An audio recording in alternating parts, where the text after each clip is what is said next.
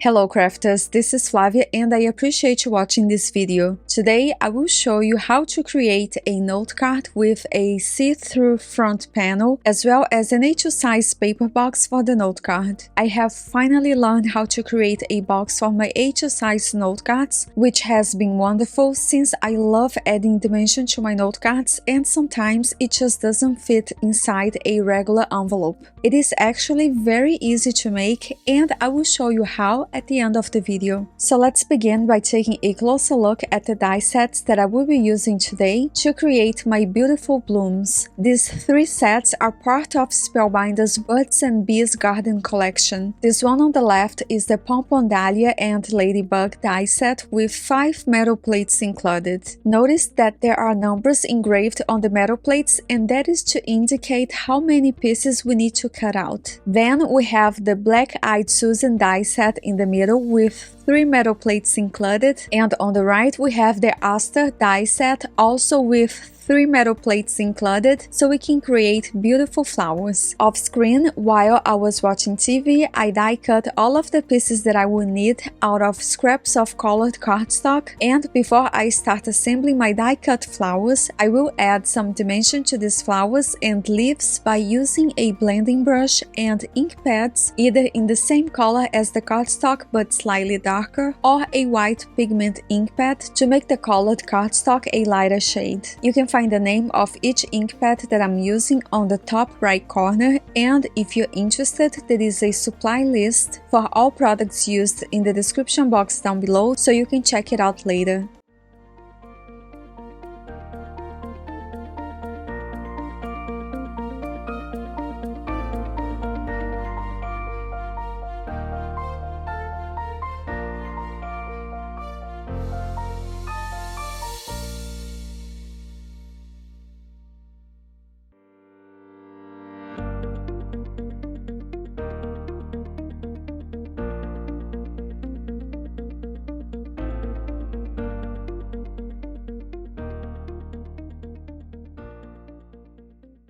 And now, to add some shape to some of these flowers, I will place these die cuts on top of this piece of foam that I have on my desk and press it down on a circular motion using a stylus tool. To create the ladybugs, I cut it out of a piece of red cardstock using the metal plate included in the Pompon Dahlia and Ladybug die set. Then, using a fine tip marker, I will color the head black and add a few black dots. To make this process easier, since these are very small pieces, I taped a piece of purple tape with the sticky side facing up, so I would be able to keep these tiny die cuts in place as I was going over them with a black marker. Then, to make these ladybugs die cuts super glossy, I applied a generous amount of Ranger Glossy accents on top. After that, using a craft knife, I will immediately transfer these die cuts to an acrylic block and let it dry for a couple of hours. Moving on to the Pompon Dahlia die cut, this one requires a little bit of extra work, but I promise you it will be totally worth it. And the more you do it, the faster and better you will get at doing so. It might look complicated at first, but it really isn't, and you will not need any special tools for this. I chose to use a craft pick because that is what I had around, but you can use any long, fine tip object such as a pair of tweezers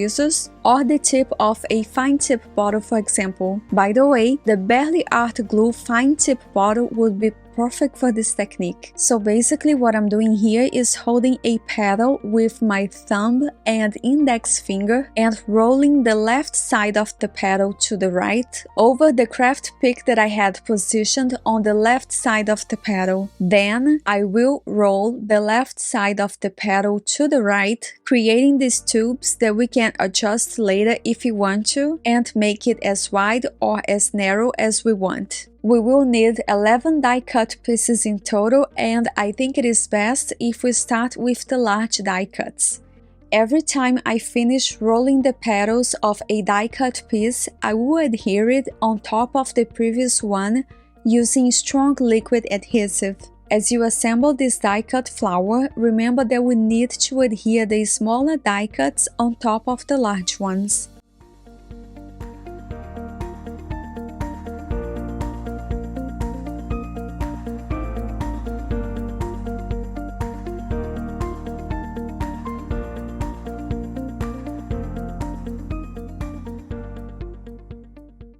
For the center of the flower, which is this long die cut, I will curve it a little bit with my stylus tool and then add liquid adhesive at the bottom edge and roll it with the help of a pair of self-lock tweezers. If you're planning on adding any type of embellishment in the center of this flower, make sure to not roll it too tight so you have room for that as well. To make this flower shimmery, once I'm done assembling the pieces, I will spray a golden shimmer all over this die cut, and here is a closer look at the completed flower. Moving on to the card base, we will need a top folding note card that measures 5.5 inches tall by 4.25 inches wide. Using a paper trimmer, I will trim the front of this note card to 1 inch, and we will end up with this piece that is 4.25 inches long. I will set this card base aside and cut the leftover panel into 4 pieces of 1 inch cardstock strips that I will use in a minute. Since my card base is made of 100 pounds cardstock, I will add a panel inside to help it feel heavyweight so the recipient can keep it on display. This panel that I'm adding was cut to 5.25 inches tall by 4 inches wide. So back to the front of the note card, now we will need 2 long cardstock strips that are 1/4 inches wide. With the card base open, I will adhere 1 strip to the right and the other one to the left side of this 1 inch flap left on my card base. Then I will trim it off so these 2 cardstock strips have the same length as my card base, which is 5.5 inches. These 2 long strips that we just added will serve as a base for those 1 inch cardstock strips that I cut earlier. I will now place this note card inside my scoring tool right on the corner just to make it easier for me to line up these 1 inch cardstock strips with the card base. I will add 3 1 inch strips to the front panel, but first I will temporarily place these pieces on top of my card just to figure out the best placement. Once I know it, I will add a dot of liquid adhesive to the right and left vertical cardstock strip and adhere these horizontal 1 inch pieces one at a time. As you can see here, the front panel is pretty flimsy and it will not support those die cut flowers that we just created. So I will add another layer of vertical and horizontal cardstock strips on the inside of this note card just to make it a little bit stronger. This actually made all the difference, and this card base is now ready for those beautiful blooms.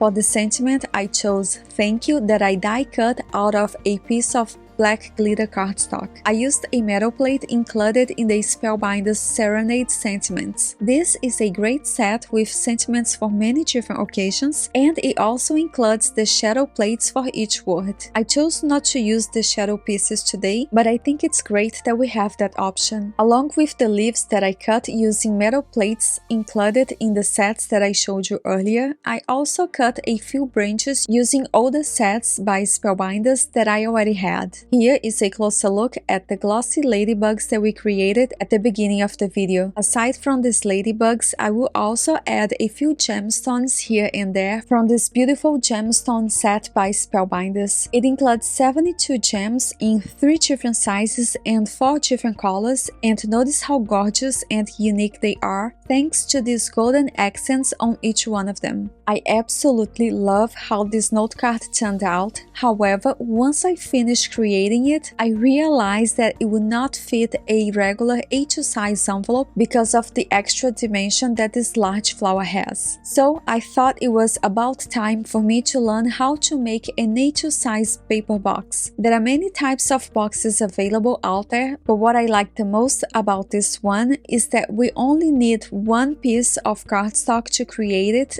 and it is very straightforward. By the way, I learned how to create this box by watching a tutorial video by Angie Judah from her Chicken Scratch YouTube channel, and I will add a link to her video in the description box down below. To create this paper box, we will need a piece of cardstock that measures 10/7/8 by 8 inches. Using a scoring tool, we will begin by scoring on the 8 inches side of this panel.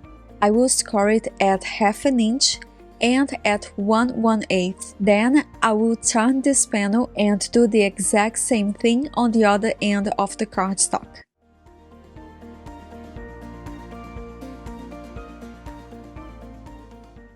After that, with the panel on landscape orientation, we will need to score it at 5/8 and then at 5/1/8 from both ends as well. I will freeze the camera here so you can see what your panel should look like once you're done. After that, we can go ahead and fold the cardstock following these score lines. So now, holding the panel on landscape orientation, we will need to cut following these vertical score lines at the bottom, all the way up to the second horizontal line. We will need to do that on both sides of the panel.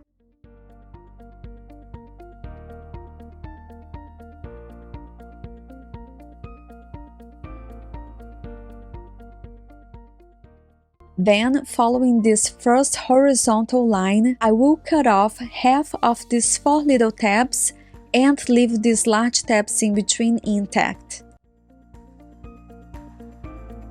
For the other half of this panel, we will need to cut off the large and small tabs from both sides, and once you're done, this is what the base for your A2 size box should look like. To finish it off, we need to fold this flap on the left side in, apply liquid adhesive and fold it over so the folded flap on the left side meets the unfolded flap on the right side of this panel. And just like that, we have created a perfect little box for A2 size note cards.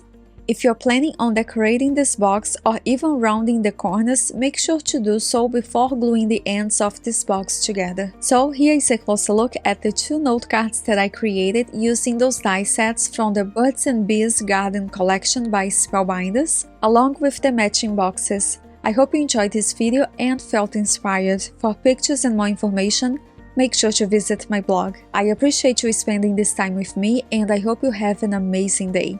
Take care and happy crafting!